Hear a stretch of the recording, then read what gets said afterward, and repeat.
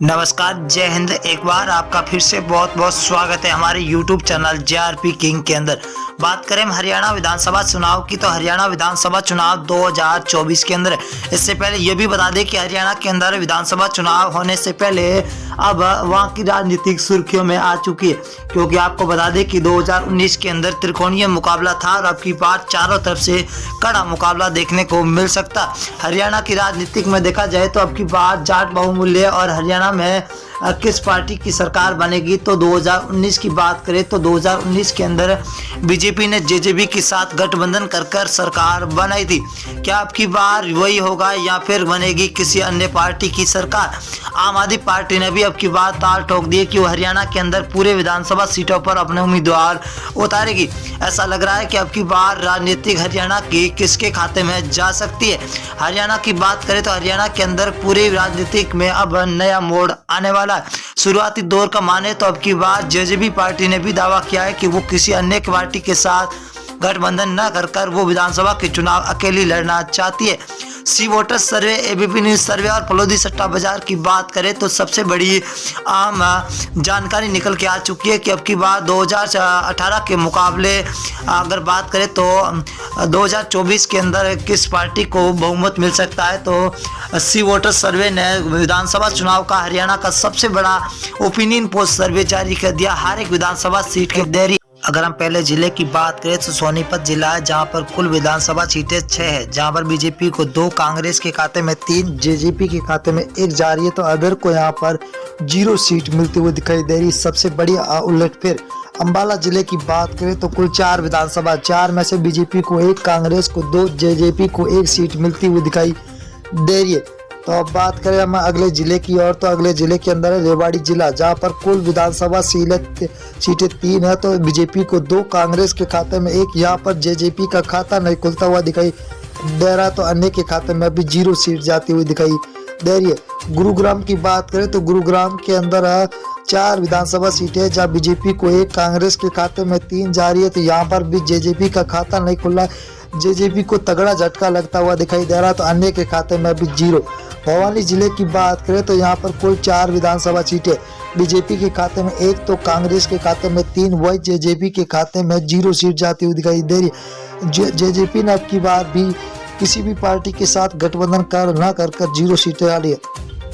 करनाल जिले की बात करें तो कुल 5 विधानसभा, बीजेपी को 2, कांग्रेस के खाते में 3, तो वही जेजेपी को 0 सीट मिलती हुई दिखाई दे रही है। कुरुक्षेत्र की बात करें तो कुरुक्षेत्र जिले के अंदर कुल 4 विधानसभा है, 4 में से बीजेपी के खाते में 1 जा रही है, तो वही कांग्रेस को 3 सीटें मिल रही है, तो जेजेपी यहाँ पर भी 0 सीट पर सिमटी हुई नजर आ रही है।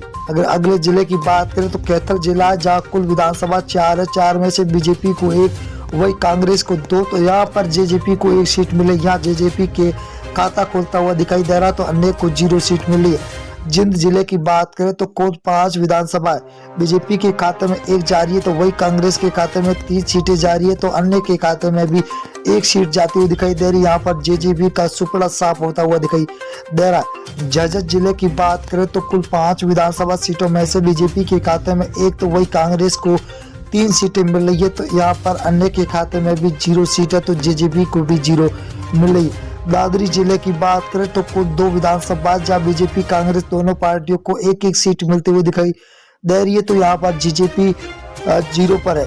पलवल जिले की बात करें तो 3 विधानसभा सीटें, बीजेपी को 2, वही कांग्रेस के खाते में 1 जा रही है, तो जेजेपी को यहाँ पर सुपड़ा साफ होता हुआ दिखाई दे रहा, तो अन्य के खाते में अभी 0। पंचकुला की बात करें तो कुल 2 विधानसभा, जहाँ बीजेपी और कांग्रेस दोनों को 1-1 सीट मिल रही है, तो वही जेजेपी को 0 सीटें मिलती हुई दिखाई दे रही है, तो अन्य के खाते में 0। पानीपत जिले की बात करें तो कुल 4 विधानसभा, 4 में से बीजेपी को 2, वही कांग्रेस के खाते में 1, तो यहाँ पर जेजेपी को भी 1 सीट मिलती हुई दिखाई दे रही है, यहाँ बीजेपी बढ़त बनाती हुई दिखाई दे रही है। फतेहाबाद जिले की बात करें तो कुल 3 विधानसभा, जहाँ बीजेपी को 1, कांग्रेस को 2, तो यहाँ पर जेजेपी 0 पर सिमटी हुई, अन्य के खाते में भी 0 सीट जाती हुई दिखाई दे रही है।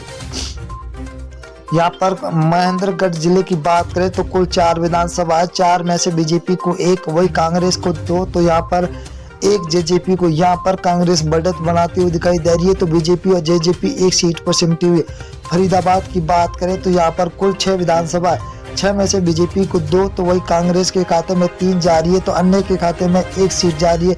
वही 0 जेजेपी का 0 सीटों पर समता हुआ नजर आ रहा है। मेवात जिले की बात करें तो बीजेपी को 1, वही अन्य कांग्रेस के खाते में 2 तो अन्य को और जेजेपी को 0 सीट मिलती हुई दिखाई दे रही है। बड़ा चौंकाने वाला एक महा ओपिनियन पोल सर्वे जारी है। यमुनानगर जिले की बात करें तो कुल 4 विधानसभा है, जहाँ बीजेपी को 1 तो कांग्रेस को 2, जेजेपी के खाते में 1 सीट जाती हुई दिखाई दे रही है, तो अन्य के खाते में 0। रोहतक जिले की बात करें तो रोहतक जिला कुल 3 विधानसभा, जहाँ बीजेपी को 1, वही कांग्रेस के खाते में 3 तो जेजेपी को 0, अन्य के खाते में भी 0 सीट जाती हुई दिखाई दे रही है। सबसे बड़ा उलटफेर हो चुका सिरसा जिले की बात करें तो कुल 5 विधानसभा, जहाँ बीजेपी को 1, वही कांग्रेस के खाते में 3 तो जेजेपी को 1 सीट मिल रही है। सबसे बड़ी उलटफेर जहाँ हो रही है सिरसा जिले के अंदर। हिसार जिले की बात करें तो कुल 7 विधानसभा, जहाँ 2 बीजेपी को, कांग्रेस को 4 तो वही अन्य के खाते